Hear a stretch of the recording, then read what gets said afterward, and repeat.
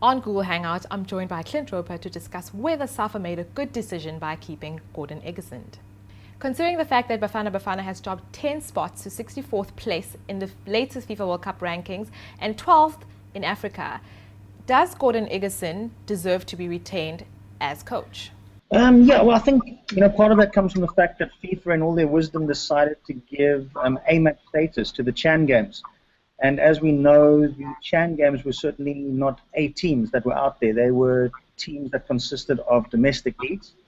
And in South Africa's case, we didn't even have our strongest domestic players. So I think that hurt us.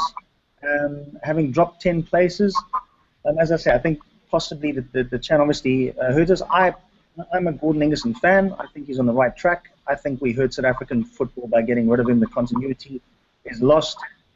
The fact that we beat Spain a couple of months back is testament to the fact that when we've got our full complement of players and he's got time to prepare, we can actually be quite a good team. Both the Brazilian and Bafana squad have been named for the upcoming friendly on the 5th of March. Last year we saw Bafana defeat world champion Spain. Can they do the same to this year's Soccer World Cup hosts? Well, look, I'm not sure if you remember, but we actually traveled to Brazil on Brazil Day and played the Brazil national team there, and a lot of people thought we would have been whipped by Brazil because they'd been scoring a lot of goals against other countries in friendlies, and we held our own there. I think it was 1-0 was the score. I certainly feel that if we've got our best 11 men on the field, and from what I understand, we are calling up the likes of Serrero and some of our top players, I believe we have the style of football that can actually make the Samba boys do Samba in our own backyard. So yes, I think we can compete against them. Igesund defended Bafana's early Chan 2014 exit by saying that he was missing 6 key players. Would a full-strength side have made much of a difference?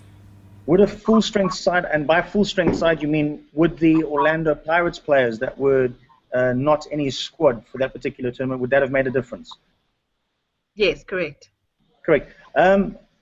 Look at it this way. Let's say the same format of the tournament was hosted in Spain, and Spain were only allowed to select players from the domestic league, and they were told, the Spanish coach was told, you can select from any of the teams except Barcelona. Would that hurt the Spanish national team? Would they be weaker for it? Yes, of course they would.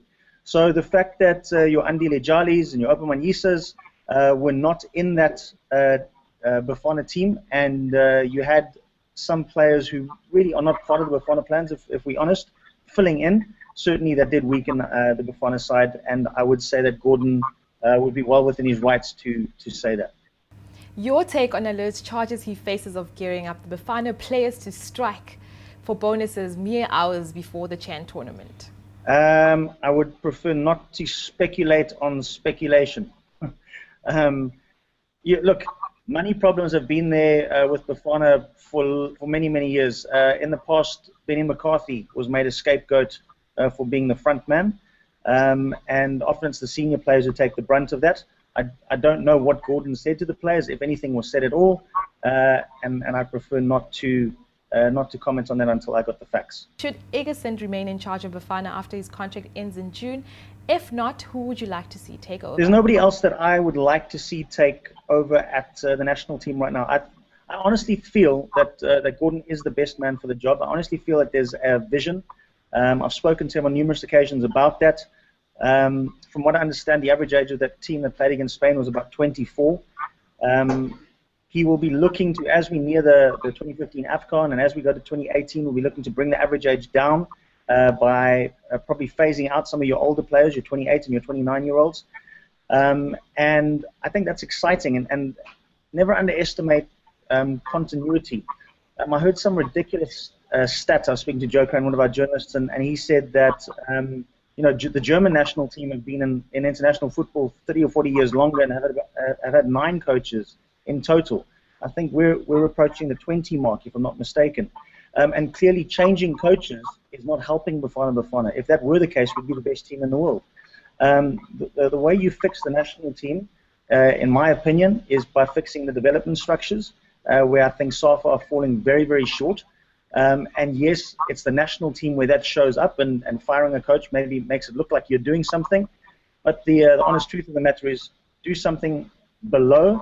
I think government schools, your top government schools have got to give football a chance the same way they give rugby and cricket a chance, which allows rugby and cricket to be among the best in the world. I feel soccer is getting a raw deal in the South African school system, especially your top schools, where previously rugby was the staple diet of the former regime.